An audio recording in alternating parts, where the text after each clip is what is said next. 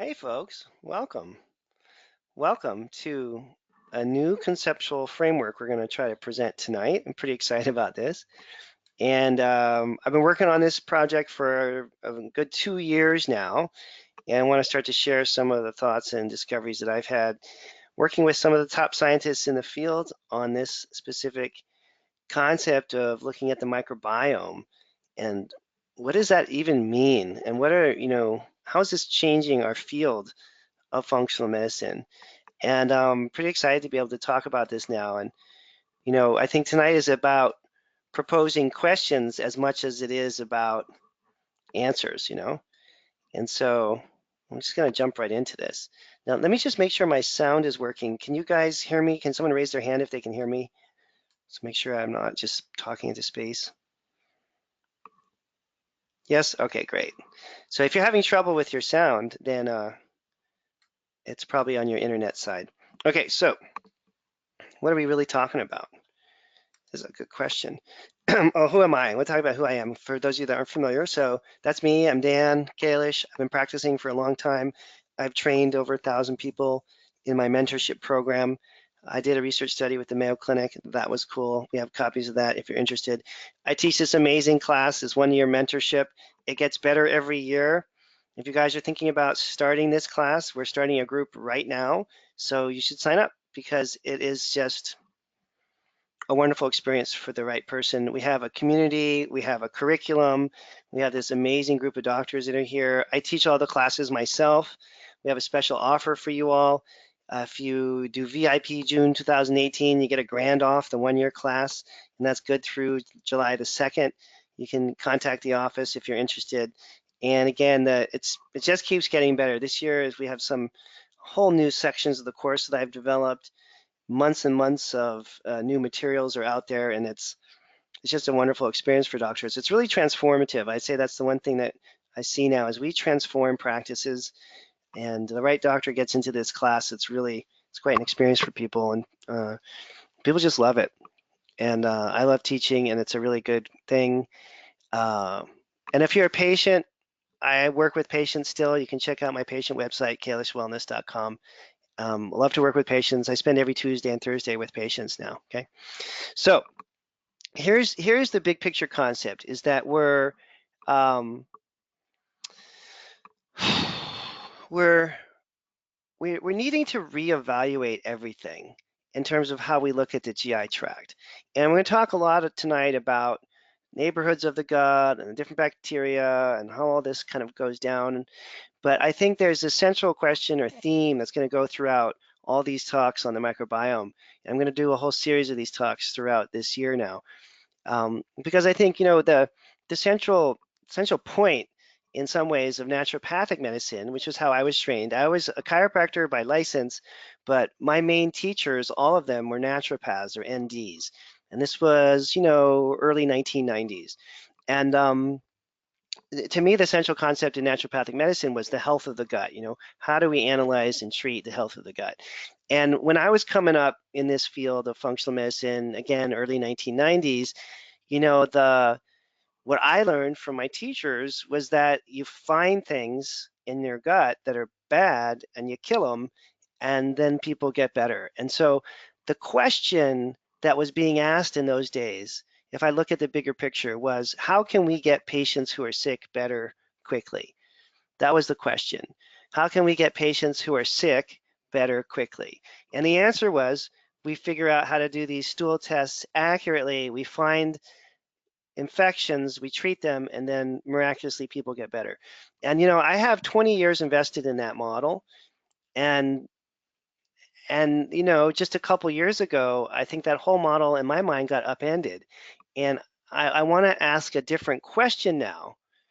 So the original question again is, I have a sick patient, and it doesn't matter if they have autoimmune disease, a thyroid problem, a gut problem, or a brain problem.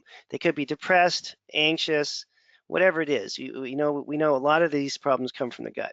So the question again in the early years of my career, the first 20 years of my career, was I got the sick patient. How am I going to get them better? I'm going to run a stool test. I see they have a pathogen. I get rid of the pathogen. They're better. But I just want to pose a different question now. I want to pose the question of, why? Why is this happening? And why do we have colleagues out there that specialize in chronic gut problems? And why does it seem like every year everyone's gut is getting worse and everyone's getting more gluten sensitive and more food allergies and more everything bad is happening in the gut? Like, why is that happening? You know, did Giardia get more, virulent in the last 10 years? Did Cryptosporidium become more prevalent? I don't know, maybe, but I don't think so. I think it's a host-specific problem. I think it's the immune system in the host. Our immune systems, our gut health is deteriorating, and so we're having to do more and more and more killing. And I think you talk to the more experienced doctors that I hang out with, they'll all say, back in the day, you could just throw some herbs at someone and, their gut would get better. But now we have, again, whole clinics that specialize in people who are non-responsive to these kinds of, kind of find it and kill it kind of protocols. And so I think because people are getting sicker, we have to start to ask a different question, which is what is health in the gut? And how do we define that? And why are these pathogen-related problems so prevalent now? And is there another approach that we can take that's going to complement the test it, find it, and kill it approach? I still love killing things in the gut. I am never happier than if I see a Giardia finding on a lab. I mean, really, it makes me, it's sort of sick, but I get excited. I'm like, wow, this is great. We're going to get rid of this Giardia and this person's going to get better.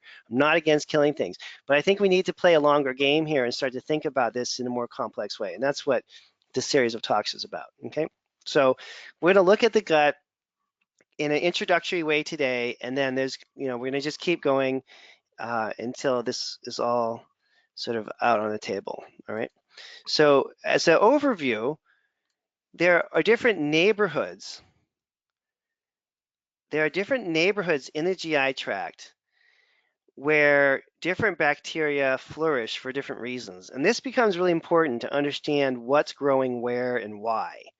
Because if we can define the healthy gut, if we can define what the healthy microbiome is, then we're answering that question, right? Instead of like, I have a sick patient, I want to get them better fast, we're asking this question, well, what is the reason why this is happening?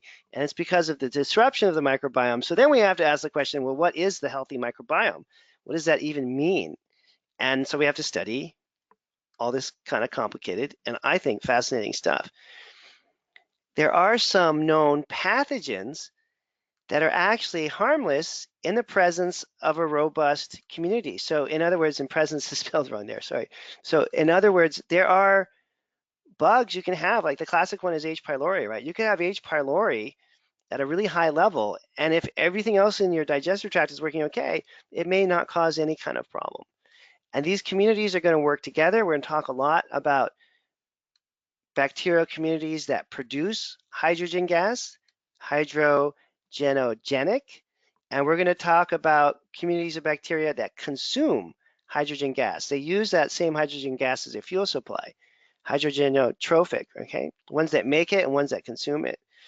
And you can also fall back on things that are classic that we understand, which is things like prebiotics and probiotics used to get all these bacteria back on track. So some of the treatment options are relatively straightforward, but I think understanding the overall picture here has really sort of enlightened me as to a lot of the kind of chronic illness problems that I see. So there are a lot of microbes, right? And when you look at the lab tests that we often run, there's, I think, in a gram of stool, you can have somewhere around 10 to the 12th bacteria growing, or present, I should say. So 10 to the 12th is 10 with 12 zeros after it. That's a really big number, right? We have like gazillions and gazillions of these things. And they have their own wishes. These bacteria have their own dreams. They have their own life. They're not in your gut, to make your immune system work better and to make you happier. They're just in your gut doing their own thing. This is nature. It's not like there's some altruistic bacterial, Akkermansia mucinophilia, which is one of the bacteria we'll talk about later. It's not in your digestive tract and taking care of your mucosal layer because it likes you, right? There's no, it's not nice to you and completely healing your gut leaky problems all the time, to be generous. It's doing it because that's what it does. It's just, that's its life, that's its sort of, story. And so I think as you understand each of these bacteria and you understand their own aspirations and goals, like for example, with Akkermansia mucinophilia, right? It loves mucin. It's out there every day in your digestive tract lining, munching away on the mucosal layer of your gut. Just like if you had a perfectly manicured lawn at a fancy hotel or golf course, every morning there's someone out there with a lawnmower who's mowing the lawn to keep it looking beautiful. Akkermansia mucinophilia is out there every morning in your gut, munching away at the mucin layer to keep your gut lining healthy and robust. And again, it's not doing that to be nice to you. It's doing that because that's what it does for a living. That's just its life cycle, right? So we want to understand these bacteria and how they contribute and what they're doing for us. Again, not in a, but it's sort of a dog-eat-dog world here, right? Where these bacteria can turn on us instantly too, and that microbiome can get screwed up, and then you're in some pretty deep problems there, okay? So I want to talk about that.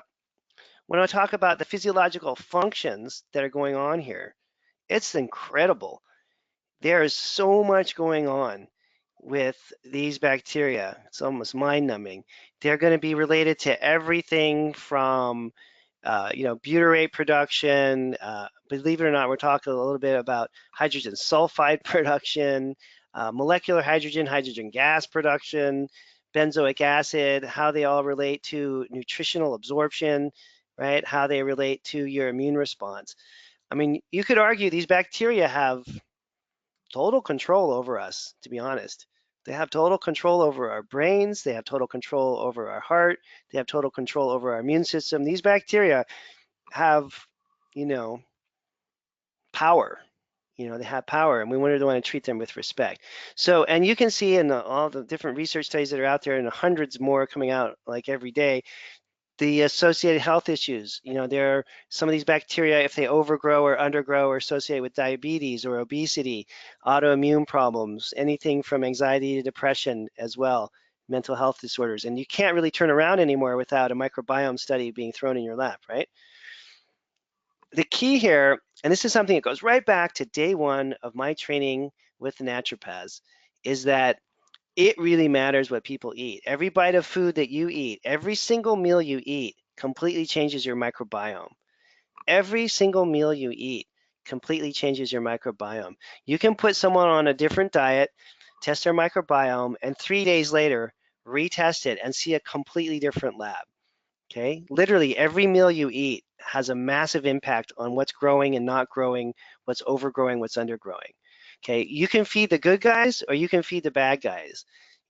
Is it a piece of broccoli or is it a chocolate chip cookie? And you can, unfortunately, the sad thing is that all that stuff that tastes so great, the chocolate chip cookies, I like mine with walnuts, the ice cream, butter pecan ice cream, I wouldn't kill for it, but I would do a lot to get butter pecan ice cream if it was taken off the market. I would spend a lot on butter pecan ice cream.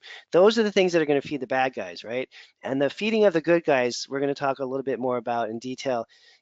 Fiber that feeds the good guys, polyphenols that feeds the good guys, et cetera, et cetera. Okay. And then, of course, there are tests that are available to monitor all this stuff, which is the really cool thing about the microbiome.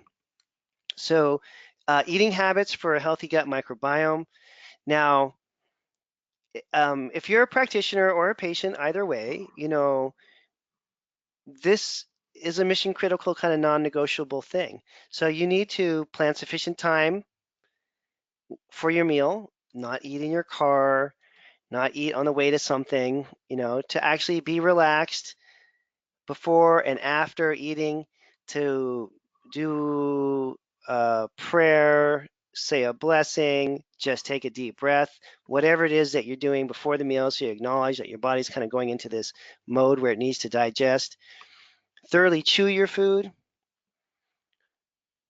When I was growing up, our neighbor in Berkeley, I grew up in Berkeley, California, go Berkeley, and pretty much everyone on my block, including my father, was a professor. My dad was a social psychologist, a gerontologist. He specialized in death and dying. And our neighbor right next door was Dr. Cross.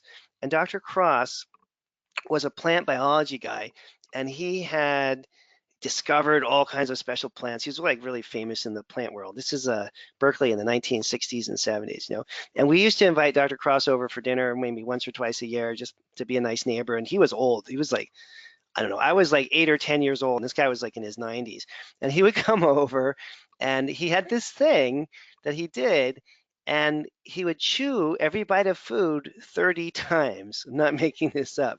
So when and I hated this because I'm this little antsy, hyperactive, 10-year-old kid, and and and we're just sitting at dinner, just waiting for Dr. Cross to finish his food bite, and 30 times for every bite. It was just driving me crazy. Nobody's going to do that. You're not going to get a patient to chew their food 30 times. But one or two chews and then swallowing huge particles of food is not going to work. So believe it or not, if people aren't chewing well, their microbiome is going to get screwed up right off the bat. Okay, it's just not, their digestive process is going to fall apart. And then figuring out what the right balance of fat, protein, and carbohydrate is, all those kinds of things, so that your stomach is retaining food properly, and all the enzymes are working and all this kind of stuff. So when I first started training in the microbiome about 2 years ago, and this was brought to my attention, I realized that I ate lunch at my desk. And so I changed my habit. And now I eat lunch outside almost every day. And I take a deep breath. No, I don't really take a deep breath, but I go outside, I listen to the birds, I look at the trees, and then I eat, maybe in 15 minutes, 10 minutes, whatever. I don't spend like an hour out there, but I actually eat outside, and I am enjoying nature, and I feel really relaxed. And then do I actually wait for like 5 minutes after I eat to get up? No, I don't. But I do finish and chew all my food before I jump up and get back to work. And what just occurred to me this week was that, oh, you know what? I could eat breakfast outside too. I live in California. So anyways, I'm eating breakfast outside now too. For me, that's my way of just kind of acknowledging that digestion is important. And we need to coach people on this, right? We need to make sure that our patients are actually doing this if we want to get their microbiome figured out. If they're not chewing well, they're not digesting their food properly, they're not relaxed when they eat, you're going to have all kinds of bacterial havoc that just is a result of that alone. Okay, just lifestyle driven, right? And you can even see in some of these tests how that dysfunction in terms of lifestyle choices is manifesting. So I'm talking now about the microbiome in health and disease. So a healthy gut, super important. This microbiome is monitoring all kinds of things. And what we're looking at now is the ability to restore the microbiome back to its normal state. That's really what we're talking about. How can we do that? And along the way, if you have to kill things, that's okay.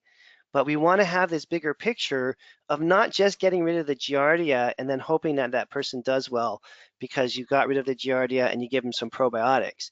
We're talking about getting rid of the Giardia, giving some probiotics, and then following up to make sure that their microbiome is corrected as well.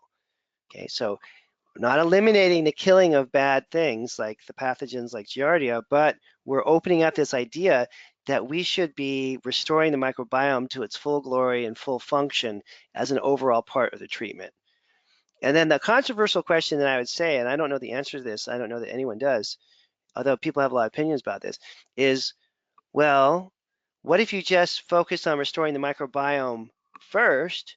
Would that be enough to make it so that these various pathogens that we typically treat are not going to be a problem? I don't know. We'll hopefully figure that out in the years to come as time goes on, okay?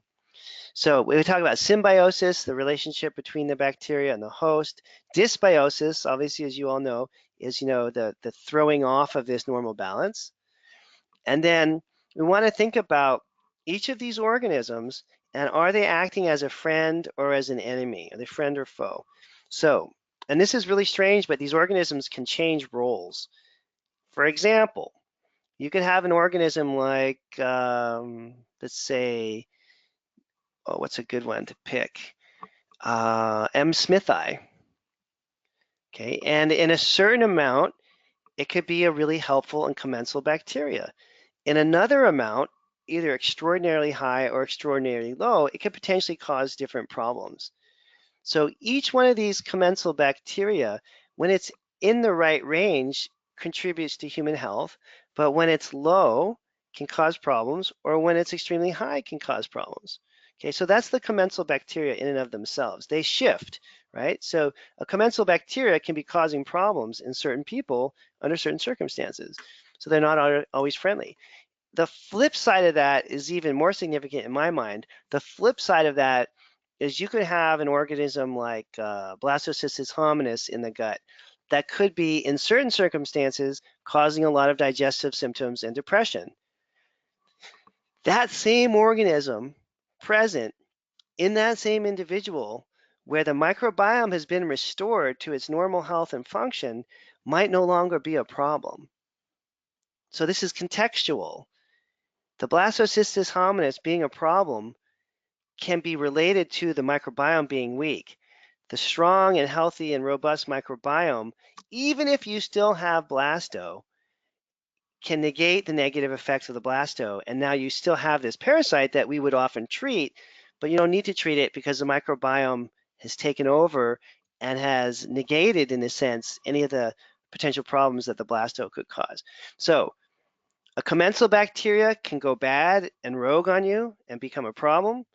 And what I would think of as a pathogen or as a bug that I would want to treat, so Blastocystis hominis is not a true pathogen. That's not a good example, but let's say even, well, Giardia is not, well, let's say something like Cryptosporidium, you know, that I would pretty much always treat Cryptosporidium in any patient I ever found it. In a patient with a perfect microbiome, that Cryptosporidium may be tolerated and, you know, inconsequential. Okay, so the pathogens can become inconsequential.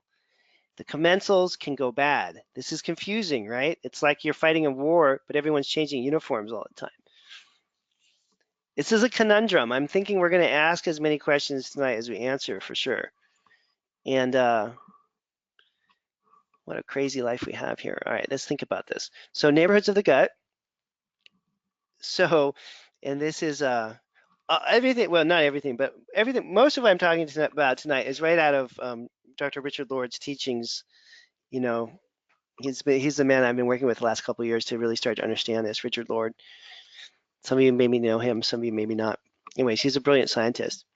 So it may be helpful to think of the human gut as a periodic infusion microbial growth chamber. This is Richard's writing, not mine, where conditions are constantly changing as the massive digesta secretions, host sloughed cells, and microbes move through each section. This is a classic Richard Lord, because we're going to spend like 15 minutes trying to dissect this one sentence. So think of your gut as a growth chamber for bacteria. So the bacteria are in there, they're doing their own thing. And then depending on what you eat, there's certain bacteria that may go crazy and certain bacteria that may die off. There's certain bacteria that will be well supported and certain bacteria that will be ignored. Okay? And as this mass is moving through, there's all these other things happening, right? The secretions, the hydrochloric acid and the enzymes and the bile. These are really important. The cells that you're sloughing off from the gut lining, right? As the gut lining is turning over so quickly. And then all of this is, you know, tied up with the microbes and how the microbes, they're actually moving through, right? Now most of them, some of them are in an area and staying in that area, but the food contents are moving through your gut. So it's like a train that's moving through your gut, and there's like a party on that train with, you know, dozens and dozens and dozens and hundreds of these microbes that are changing roles all the time. But it's all happening in this context of moving. And then within each neighborhood of the gut, there's certain activities that are accelerated or happening to a large extent in one area, not so much in another. One of the main determinants of this is the amount of oxygen, right? So in an area where there's very little oxygen in the intestinal tract, certain organisms are going to grow really well and other organisms won't grow at all. So just as the food contents go through and there's less and less oxygen available as you get deeper into the intestinal tract, you're going to have bacterial cell growth rates changing just based on their exposure to oxygen, right? Some of these neighborhoods include the mouth, the stomach, the upper intestine, the lower ileum, the cecum. The cecum, there's a lot of action going on. We'll talk about that quite a bit. And then the ascending and transcending colon, descending and sigmoid colon. And there's also a lot of action happening in the transcending colon, a lot, okay? There's a lot of bacterial growth. So there's certain areas of the gut where there's this massive proliferation, and there's certain areas where there's really slow growth. There's certain organisms that grow out really well in the presence of oxygen, and those same organisms, when the food contents gets further down the gut, aren't going to grow much at all because you're going into an anaerobic situation. And so these neighborhoods are changing based on the conditioning, basically based on the living conditions of the various organisms, okay? So your mouth starts off everything. The bacteria enters the body here. Proper chewing, we talked about. Dr. Cross, 30 bites with each, 30 chews with each bite, and Dan is just sitting there squirming. I can just remember, like, oh my gosh, it's like 6:30 at night. Can we get away from the dinner table? This guy's driving me crazy. Salivary lysozymes are important, and so this whole thing, digestion begins in the mouth, is actually really true. If you don't have all these breakdown products, it doesn't matter what you do lower down, right? You're going to just have a problem. So stomach, with a few exceptions, such as H. pylori, there's not a lot of microbial growth going on in the stomach, okay? And then in time, time it takes the stomach to control the populations, is important. There's going to be gastric acid formation, secretion of acids. That's going to have a really big impact on the microbiome lower down. And so if you don't have sufficient stomach acid right off the bat, you're going to be at a pretty big disadvantage, okay? And now this is wild. Look at these wild scientific facts. Given appropriate conditions, most bacteria double their population every 20 minutes. Let's just think about that for a second. Given the appropriate conditions, these bacteria we're talking about double their populations in 20 minutes. That's incredible. You think about the volume of growth that we're talking about, okay? The count of doublings starts as each massive gastric chyme is released past the pyloric sphincter. So in other words, you've got the food, it's in your stomach, hydrochloric acid, chewing it up. Now the food is outside the stomach, it's going through to the small intestine, and you're going to immediately, bam, every 20 minutes have the bacteria that we're talking about double their population, okay? And so here's some just brainstorming ideas about things that you should be thinking about, yeah? In terms of the GI secretions, the things that we're producing that are going to affect the microbiome status. So salivary lysozymes, we just mentioned, right? And what's the intervention? Chew your food, relax, say a prayer, give your body the time to make the saliva to break all this down. Do the Dr. Cross chew 30 times thing until you really get the salivary juices flowing, right? Gastric acid, we just mentioned. What's the solution? You can use betaine HCl, not against using supplements at all. Absolutely, if you need to. If the person's having, they're struggling with that. In addition to coaching them about how to eat, you use the betaine HCl. Third item, pancreatic enzymes. You'll see on these tests, various labs that we use, if elastase is low, for sure, use pancreatic enzymes. Can make a tremendous difference for people. Getting the pancreatic enzymes, sometimes you need to do both, HCl and pancreatic enzymes, really getting those dosages up. Right off the bat, you'll have some cases that reverse just from doing that, as I'm sure you've seen in your practice if you've been doing this for a while. And then this is one that I don't think about enough, so I just want to talk about it a bit, which is bile acids. And there are a lot of patients, now that I'm looking for this, that have major problems secreting bile for a variety of reasons, and if that's happening and there's, they're not digesting fat soluble nutrients, they're not breaking down things, that's a pretty big problem, okay? And so we can use, ox bile related products or gallbladder support products to help reverse that. So anyways, these are like 4 big issues that you just want to keep on top of mind. Salivary lysozymes, stomach acid, pancreatic enzymes, and bile acids. And don't forget about bile acids. We see the bile acids playing a role in a lot of cases of SIBO, where there's this massive small intestinal bacterial overgrowth due to, in part, not totally, but in part due to a lack of bile acids coming from the gallbladder. So again, that's one that's often missed. It's not so easy maybe to figure out every single time why that's going on. Although I had a patient, this is a great story. So I had a patient on Tuesday, which seems like a year ago, but I think it was yesterday, This guy's really interesting. And so when he's Irish from Ireland, he's a really nice guy. I like him. He's probably in his middle 30s. He's fit, nice guy, and he's really kind of hyper observant, you know. And so he came in on Tuesday, and he's like, one of these people that charts out everything, and he's bringing in all these charts and graphs and showing me all this stuff that happened. And basically, he has this really intense musculoskeletal problem, which involves his right shoulder. I mean, to the point where he can barely use his right arm. And at the same time, when his right shoulder and right arm just completely fail him, he'll have this crippling back pain, and he's limping. I mean, sometimes he can't even get to work, right? He's like, so he's limping. It's not funny, but it's kind of funny. He's limping on one leg, and his shoulder's like jacked up here, and then it just goes away. And then it comes back, and then it goes away. And so we're trying to deal with this crazy problem. And anyways, he figured out just through experimentation, because I was pretty convinced it was his gallbladder. And so I put him on a 3-day diet, just no fat. I was like, dude, listen, just don't eat any bite of fat. I don't care what you eat, just no fat at all. No animal products, no fat. And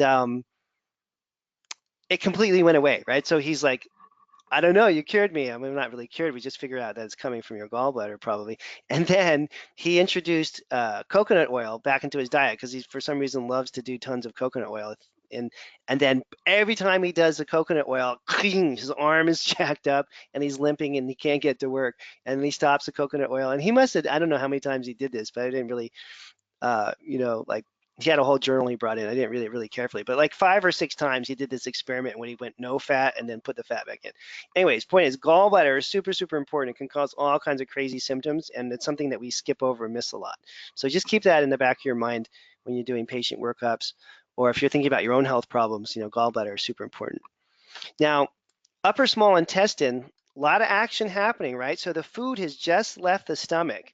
And remember, you've got this doubling of bacteria at this point that's happening every 20 minutes. So what's happening in the small intestine? All these different things that are coming to bear, right, in terms of the beginning of the production of these bacteria. Because you're past the stomach acid now, and things are really starting to pick up, okay? And that's a region of the gut. You've got a lot of things going on with the movement of chyme, or the food product, right, over the surface of the small intestine, So that just that it's almost like a grading process is going to, damage the small intestine cells, and they're going to shed. They're made for this, obviously. So you're going to have this kind of growth aspects and then tearing down aspects in the gut lining because there's so much activity going on. And so the bottom line here is that there's a huge amount of cell division required to keep this whole thing going, okay? And within the gut lining itself, you're going to have these crypts. Remember this, crypts of Lieberkühn, and these are these deep pits here where these cells are growing and kicking up here, and then you're going to have the villi that are sticking up. And these structures are very important because different organisms live in different areas. Some of the organisms live deep in crypts.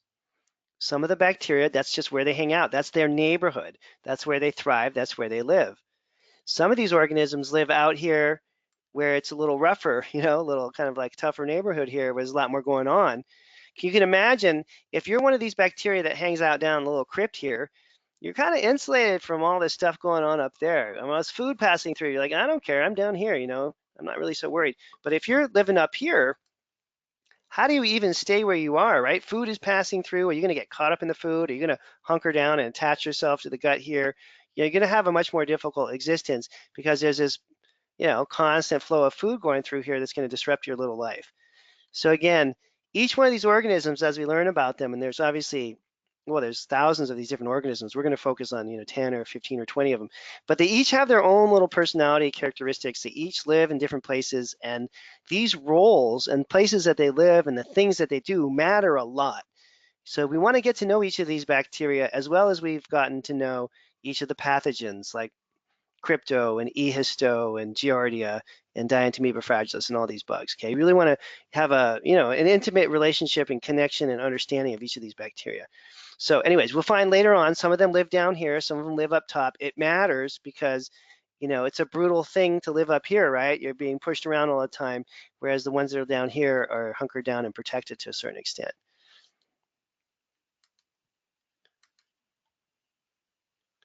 So now back to bile. We talked about this for a moment earlier, a moment ago. So just keep in the back of your mind, in a healthy individual, the bile acids are going to enter from obviously your liver, dumps them in your gallbladder, and they are providing, and this is worth highlighting here, one of the most powerful bacterial modulating controls.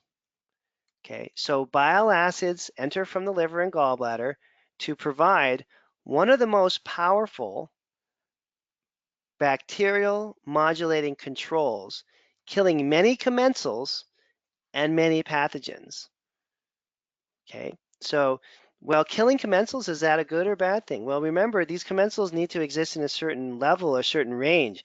So things like other bacteria that interfere with their growth, things like bile that's going to interfere with their growth, are important to keep these bacterial populations in balance.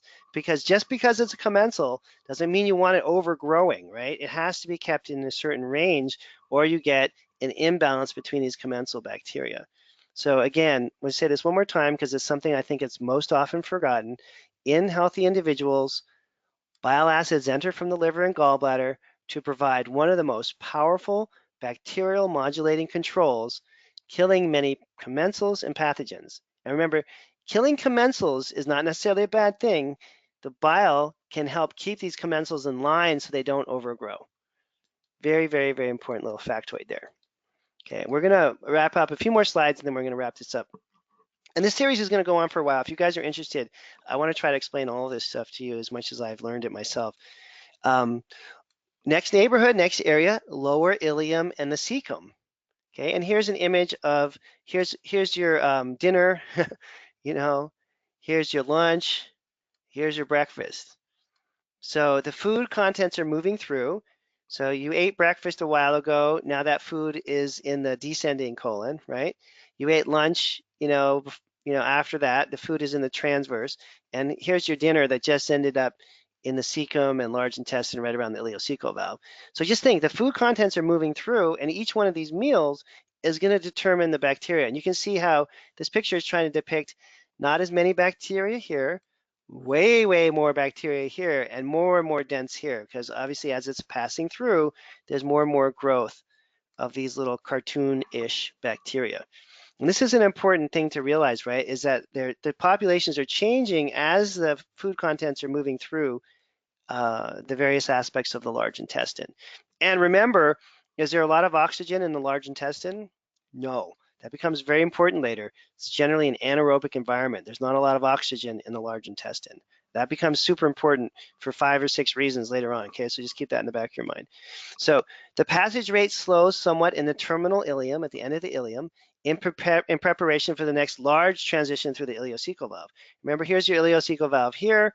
So going from the small intestine into the large intestine, the cecum is this little sac right here, which is the very beginning of the large intestine. Your food has finally made it to the large intestine, and there's a lot of things that happen there.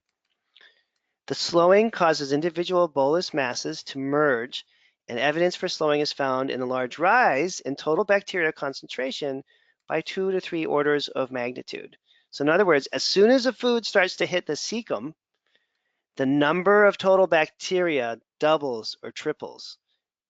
By 2 to 3 orders of magnitude. It goes up by hundreds or thousands of times, right? By orders of magnitude, not doubling or tripling. It goes up by orders of magnitude. So if you had like 10 bacteria there, all of a sudden now you have 100, all of a sudden now you have 1,000, right? It's just going up and up, and then all of a sudden you have 10,000. It's skyrocketing bacteria right in here, okay? There's a lot of action. It's a very important part of the body because so much is happening there in terms of the growth. Cecum, again, we'll probably wrap up with this slide, okay? The cecum is the site of the greatest microbial population transition. Compared with the levels in the ileum, the bacterial concentrations in the healthy individuals can rise by 10,000-fold. Remember, we talked about orders of magnitude. That's a lot, right? There's a lot happening in a really small space here, really, really quickly. The cecum is the site of the greatest metabolic activity according to levels of bacteria metabolites appearing. And you imagine if the person has a problem with their ileocecal valve and that area is not working dynamically, if that area is stuck, if that valve is spasmed, if it's not working properly and not conducting the food contents through properly, you're going to have a major problem. And one of the classic visceral manipulation corrections is correcting the ileocecal valve.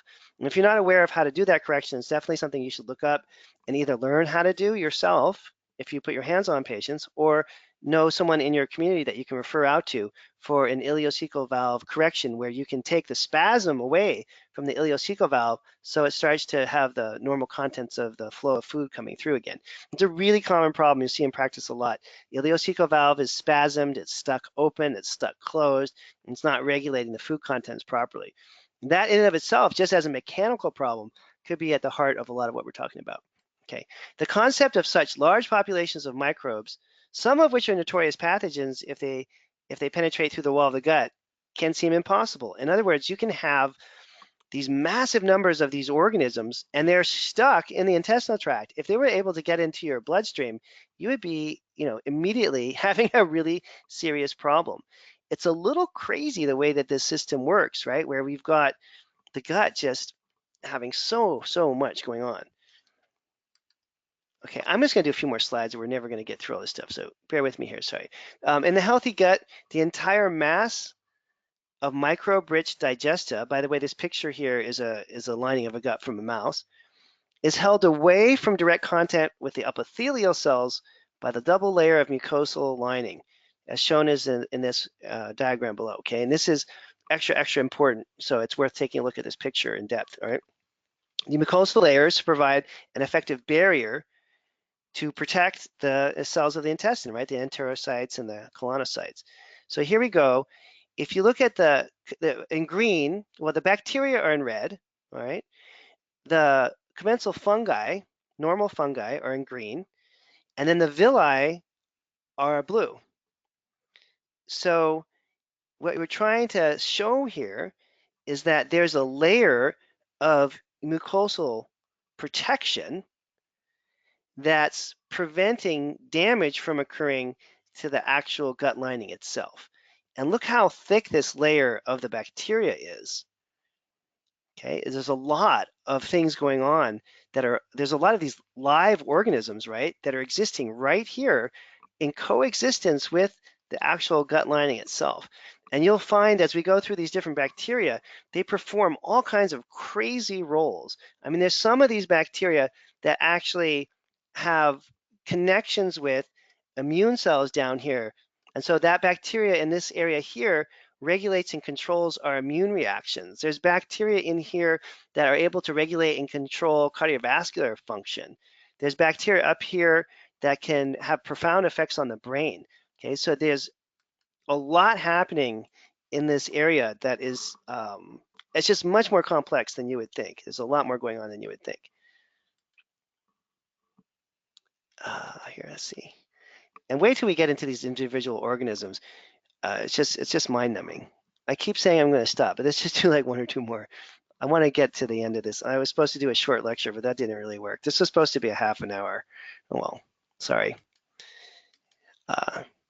I don't know. I want to do short lectures. I think it's more hip and cool to do short lectures, but I'm rolling now, so we're just going to try to, we'll divide it up for the recording, okay? Staff, when my staff listens to this, just cut the thing in half. So the large intestine, here again, right? We're trying to show here grasping the concept of intestinal bacterial dynamics by showing cartoon bacteria superimposed on an image of your gut. Now, there's all kinds of things we can talk about later about transit rate and how this is all affected. But the general idea is you ate breakfast a while ago, and that food is sitting right there. You ate lunch after that, and that food is sitting right there. And you just had dinner, and that food is sitting right there. And so there's a dynamic, right? As the food contents are moving through, these bacterial colonies are changing and morphing. In each area of your gut, they're different, okay? It has to do with how much oxygen is there, how long they've been in your gut, and where these bacteria like to hang out. Remember, some of them hang out in certain areas, like the cecum, and some of them hang out in other areas, and so their populations are going to differ just based on location as well.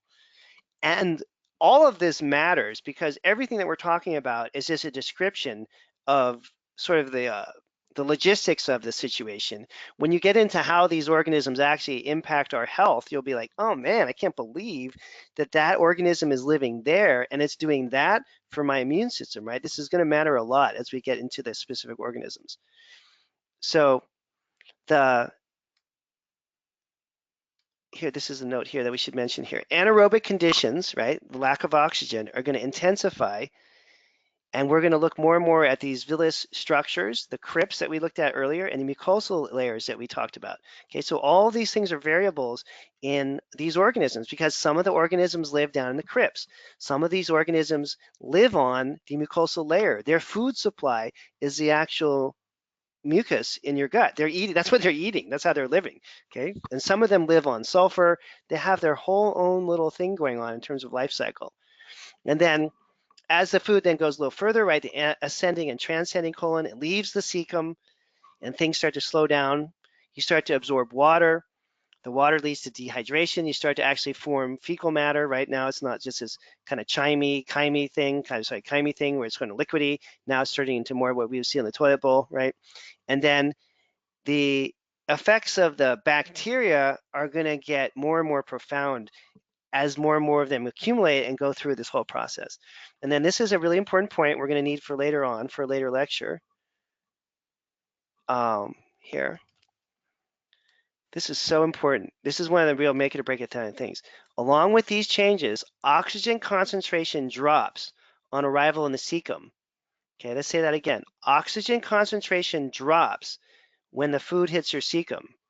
Okay, it passed through the ileocecal valve, assuming the ileocecal valve is working.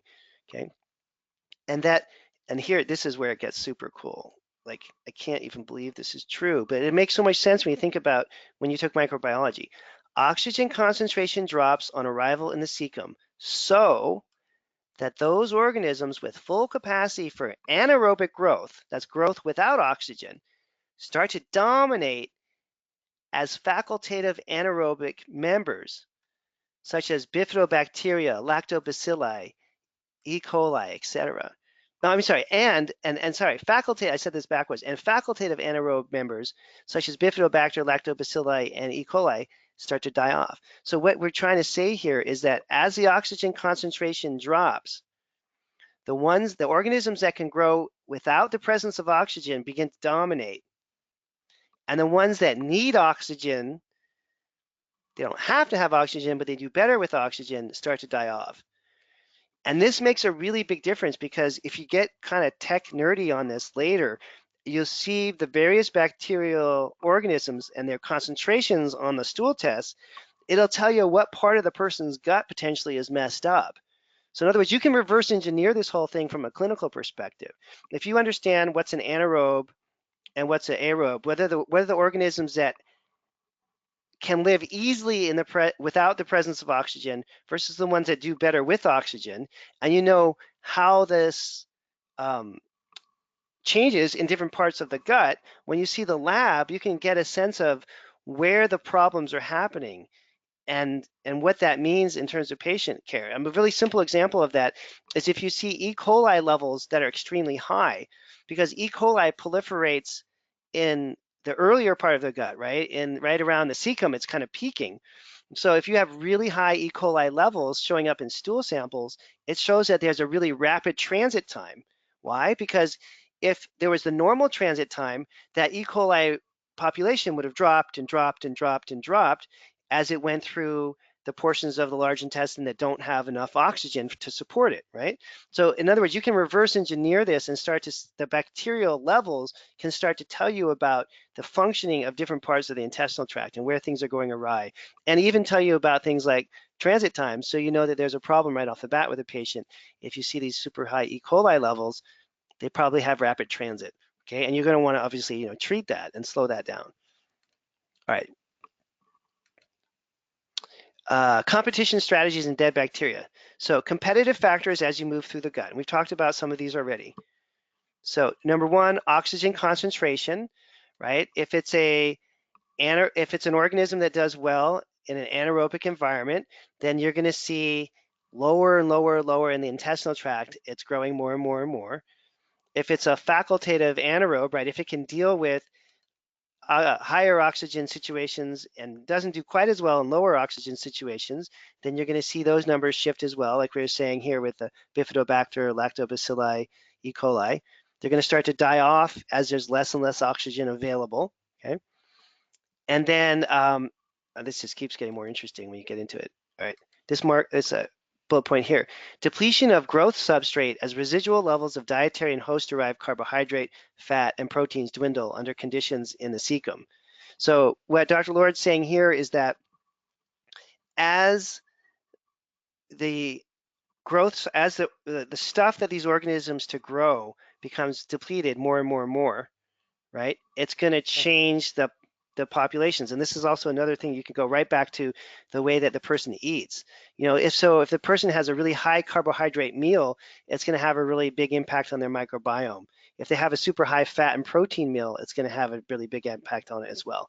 And then the last thing here, the formation of metabolic products from ingested polyphenols.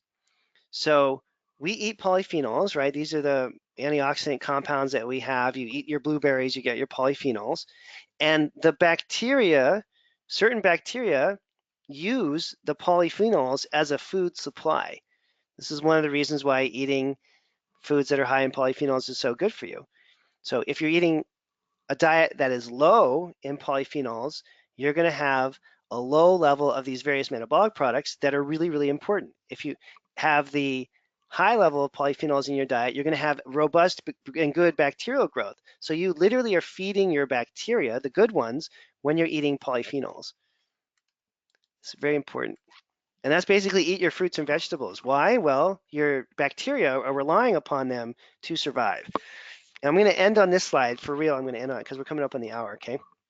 So, and this is like the holy moly, are you serious? Can we really do this? And I'm like, yeah, you can do this.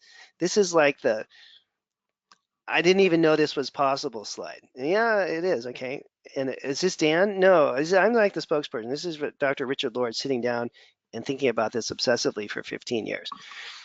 Well, and I'm going to take some credit for this because when I first started to study with Richard a couple years ago, you know, the whole first class that he put me through, I'm a student. I'm like a student for hours and hours every Monday. He's like drilling me. He's like, what's the taxa for this? What's the phylum for this?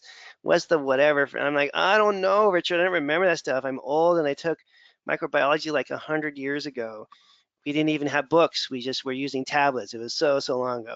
And so finally, he just looks at me, and he realizes, oh man, this kid is messed up. He doesn't remember any of his microbiology. And then he realized, well, maybe that's okay. He's a clinician. Does it really matter what phyla or taxon or this or class? And then I think it dawned on him, you know what? Clinicians don't really give a hoot about the taxonomy of these bacteria. And then I put out a demand and I said, you know what I care about, Richard, is the function. Like, I just want to understand these things by function. And so he was like, all right, and game on, kid, you know, and he created this chart, which is breaking these organisms down that we look at on all these different labs, whatever lab company you're using for looking at commensal bacteria, you'll recognize some of these names. And we broke them down by function. It's functional medicine, right? We broke them down by function instead of by phylum. Instead of categorizing them the way that the microbiology community does, and instead of categorizing them the way that they are categorized on every scientific study, because it's done in the scientific community, that's how you classify things, I kind of forced Richard's hand and he classified them for us by function. It's functional medicine. Now you can see the bacteria groups, the bifidobacter, the Faecalibacterium prausnitzii, right? The lactobacillus, their function is united. They do the same thing. We can talk about this more in the next class. You can see Clostridium, Ruminococcus, Bacteroidetes vulgaris, okay, Provotella, grouped together by function because they all do some really similar stuff. And then you see some of these super important ones, again, grouped together by function. This one produces methane gas, this one produces hydrogen sulfide, but their function is the removal of hydrogen. The function of these guys is to break down the fiber and produce short chain fatty acids. The function of the green guys is to make the hydrogen gas. So just think about how beautiful this is. These guys make the hydrogen gas that these guys consume. These guys take the fiber and break it down into short chain fatty acids that these guys need to make the hydrogen gas. It's this intricate system, and when you look at it this way, it takes a really confusing taxonomic, phylum generated, overwhelming, and ununderstandable conceptual framework and turns it into something that we can use actionably as clinicians because we're looking at it now by function.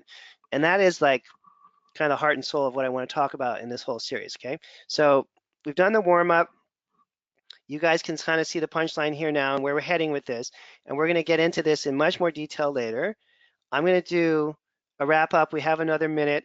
I'm starting a class. If you want to like have a year of this stuff day in and day out with hundreds and hundreds of hours of lectures and clinical topics and live calls and reviewing of labs and the coolest group of doctors you could ever imagine, then you should join the class.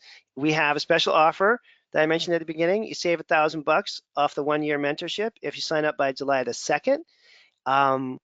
I'm kind of peaking right now in terms of my teaching ability. I think I'm really kind of hitting a good groove. We have Richard Lord and all his content coming out now, like I'm talking about tonight, and we're really in a good space at the Kalish Institute. If you're a patient, you're interested in becoming, getting in touch with me, you can check out the Kalish Wellness website, for patients. And then we're going to continue this.